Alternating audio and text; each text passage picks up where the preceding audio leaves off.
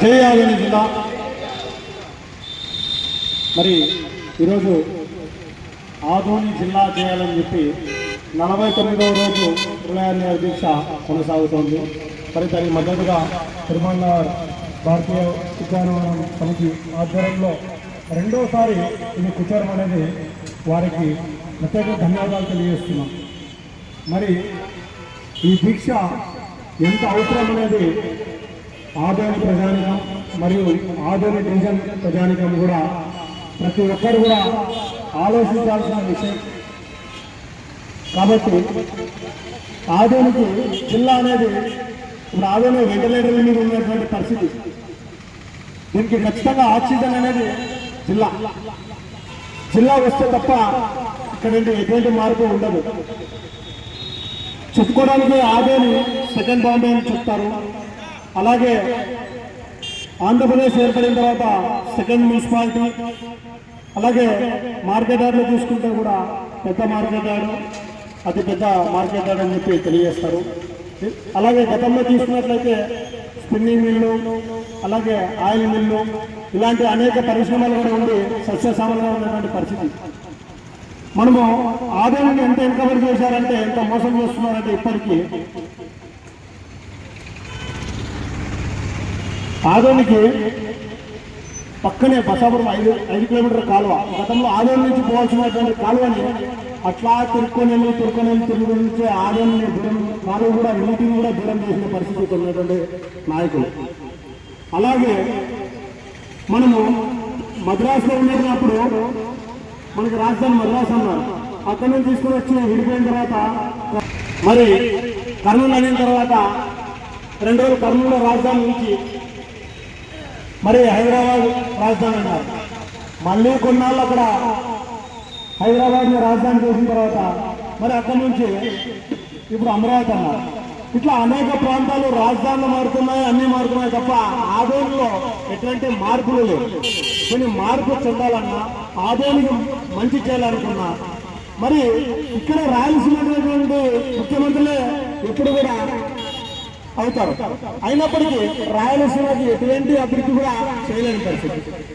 కాబట్టి మనమందరూ కూడా ఒకటి ఆలోచించాలి. లేదా మాకు ఆదోని జిల్లానే చేయండి, లేదా మమ్మల్ని కర్ణాటకలో గతంలో ఏ విధంగా ఉన్నామో కర్ణాటకలోనే విలీనం చేయండి. ఇవి రెండు కాకుండా ఇదే విధంగా ఇక్కడ అనేక సమస్యలు ఉన్నాయి. నిరుద్యోగులు ఎన్నుకున్నాం, అలాగే వ్యాపారాల్లో ఎన్నుకుని ఉన్నాం. తర్వాత ఎన్నో వ్యాపారాలు లేక వలసలు పోయేటువంటి పరిస్థితి కూడా ఉంది. అదేవిధంగా ఆరోగ్యపరంగా తీసుకుంటే కూడా ఈరోజు కర్నూలుకి ఏదైనా ఆరోగ్యరీత్యా ఆదోని హాస్పిటల్కి వెళ్ళాలంటే ఫస్ట్ అయితే ఆరోగ్య డాక్టర్ ఏ విధంగా అయితే వెసులుబాటు ఉంటుందో ఆ విధంగా వెసులుబాటు ఉంటుంది. ప్రతి కాలు ఇరిగినా, చెయ్యి ఇరిగినా, స్కూటర్లో ఏ స్కానింగ్, సిటీ స్కానింగ్ చేసి ఎంఆర్ఐ స్కానింగ్ చేయాలన్నా కూడా ఈరోజు ఆదోని ప్రజలైతేనేమి, డివిజన్ ప్రజలైతేనేమి అందరూ కూడా ఈరోజు కర్నూలు పోయే పరిస్థితి ఉంది. మనకి కర్నూలు పోవాలంటే దాదాపు ఆదోని నుంచి 3 కిలోమీటర్లు అవుతుంది. అలాగే ఒనుగుండ వాళ్ళకి 140, కోతాలం వాళ్ళకి 140, అలాగే చిత్తగిరి ఇటువంటి వాళ్ళు తీసుకుంటే కూడా దాదాపు 140-150 కిలోమీటర్లు అవుతాయి.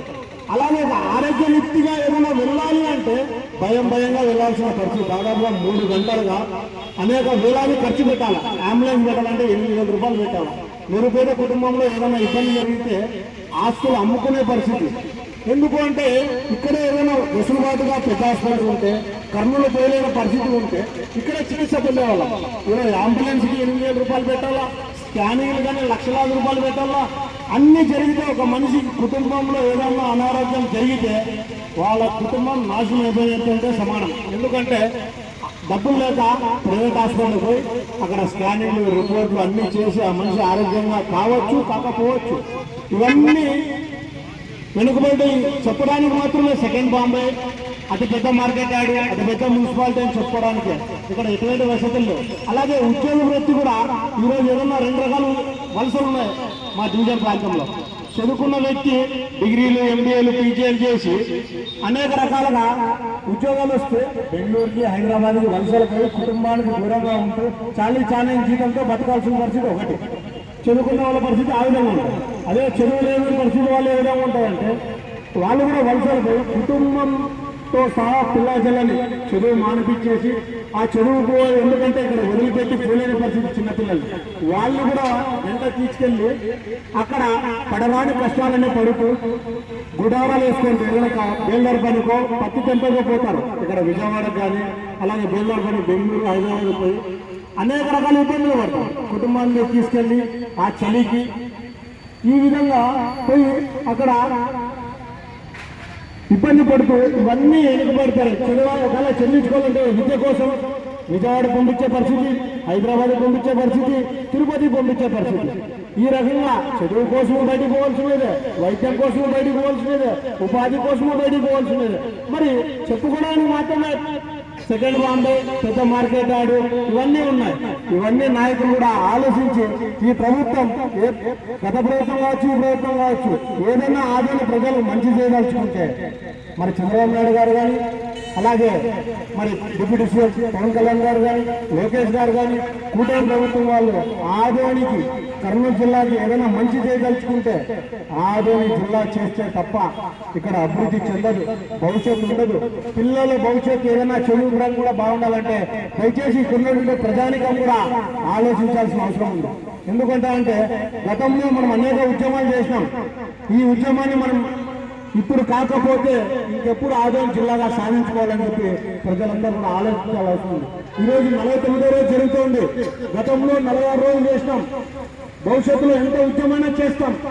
ఖచ్చితంగా ఆదోని జిల్లా సాధించుకునేందుకు కూడా ప్రజానికం కూడా ఈ ఉద్యమానికి తోడ్పడి ఉండాలి. ఎవరో చేస్తున్నారు, ఎందుకో చేస్తున్నారు కాదు, ఆదోని భవిష్యత్తు కోసం ఎంతో మంది నాయకులు నిరంతరం పోరాడుతున్నారు. దీనికోసం ఖచ్చితంగా మనవంతుగా ఒక్కసారి మన వ్యాపారం అయితేనే మన ఏదైనా వృత్తిలో చేసుకొని తినడానికి ఉంటుంది. మన కుటుంబాన్ని మనం పోషించుకుంటే ఎంతెంత బాధ్యత మన ఆదోని జిల్లా సాధించుకున్నట్టు కూడా ప్రతి ఒక్కరి బాధ్యత అని చెప్పి తెలియజేస్తుంది.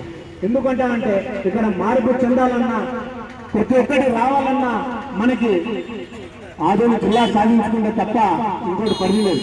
అదేవిధంగా ఎంతటి ఉద్యమైనా కొనసాగిస్తాం, ఎంత దూరంగానే వెళ్తామని తెలియజేసుకుంటూ భవిష్యత్తులో ఆదోని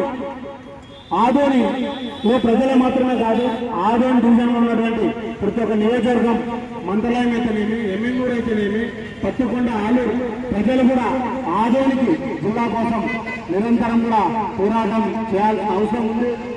పిల్లలకు మంచి భవిష్యత్తు ఇవ్వాలన్నా, ఆదోని అభివృద్ధి చెందాలన్నా ఆదోని జిల్లా చేయాల్సిన అవసరం ఉంది.